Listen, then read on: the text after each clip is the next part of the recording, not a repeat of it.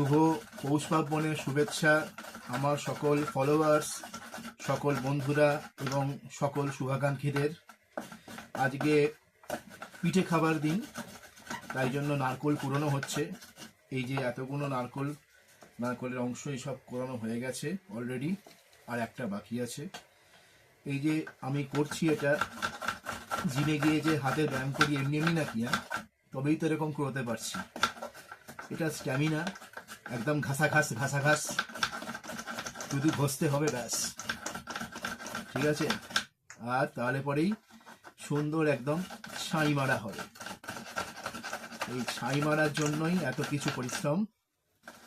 তবে একটা কথা কিন্তু মানতে হবে, যতই আমাদের দোকানে নারকোল নাড়ু কিনে খাই না কেন, ঘরের মা বউরা যে রান্নাটা করে, যে নারকোলটা ছাই মারে, এরকম হাতটা এরকম ঘুরিয়ে পাকি যে নাড়ুটা তৈরি করে, ওই নাড়ু কিন্তু যে কোনো দোকানের যে কোনো মিষ্টির থেকে বড় উপাদেয়।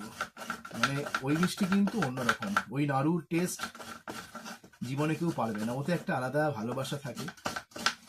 আর এই যে একটা আমাদের সংস্কৃতি, আমাদের যে মকর সংক্রান্তি, আমাদের যে সনাতন ধর্মের যে একটা বিশাল বড় উদাহরণ, এইটা বাঙালি মননে, বাঙালি চিন্তাধারায় সারা জীবন বজায় থাকুক, এটাই কাম্য। আবার সবাইকে জানাই পিঠে পুলির শুভেচ্ছা। ভালো হোক সবকিছু, জমিয়ে পিঠে খান সবাই।